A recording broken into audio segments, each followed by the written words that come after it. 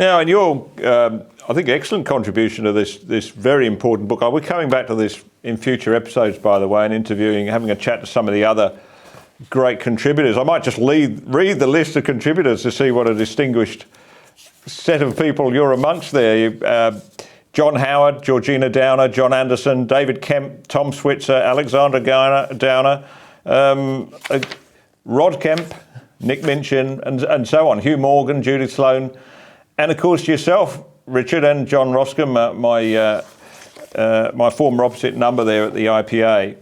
But I was very pleased to see you pick the topic of freedom of speech and expression, because it's often overlooked, but I think the way you write it, it's really the central principle. Without freedom of speech and discussion, it's very hard to pursue any liberal agenda, isn't it?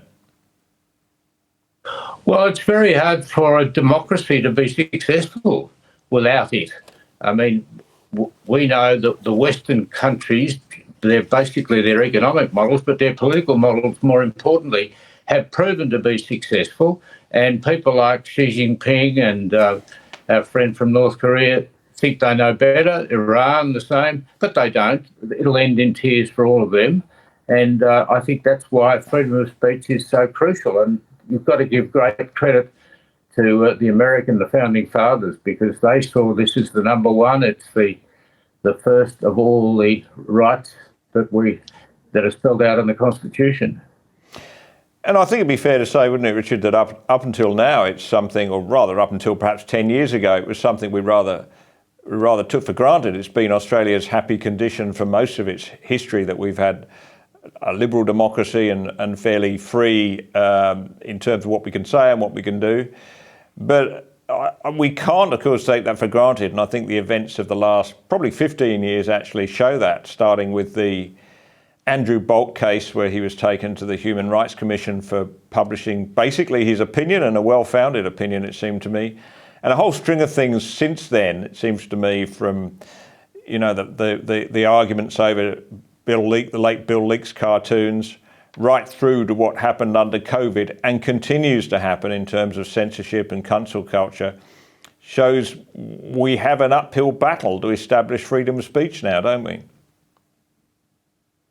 We do, and I think this is one of the quandaries of a democracy, that because we are very tolerant of opposing views and competing political parties, then inevitably that encourages politicians to look for quirky new ways of getting there. I mean, if you look at Bill Shorten, who was a right-winger all his life, came up with the most radical left-wing policy because he thought he'd get a good run with it, novelty value.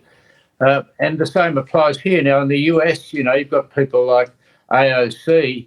They're off the planet, but we tolerate that. And it's such a vibrant democracy that the majority view is normally pretty sensible. And I think in Australia, we've been blessed to have a very well-functioning democracy. We've never really had any major left-wing governments. I mean, you could say Lang in the 30s, but certainly at federal level, I always say it's not just the Howard government, the fact the Liberal Party's been in office for 2/3 of the time since the Second World War, but you had 12 years of successful Labor, and they were essentially right of centre as well, Hawke and Keating. So we are a very stable democracy, and as a result, you don't feel the pressure to make changes and pretend that there's something fundamentally wrong in the way that seems to happen in other democracies. And yet some of these illiberal moves can slip by, possibly without us noticing, possibly just with us on the liberal side of politics not wanting to make a fuss because we're focused on something else like the economy. But you mention in your book, I mentioned the Andrew Bolt case, you mention 18C, that very controversial section of the human rights law, which is still in place, incidentally, and that was what was used to, I guess, prosecute, not in a legal sense, but push the case against Andrew Bolt.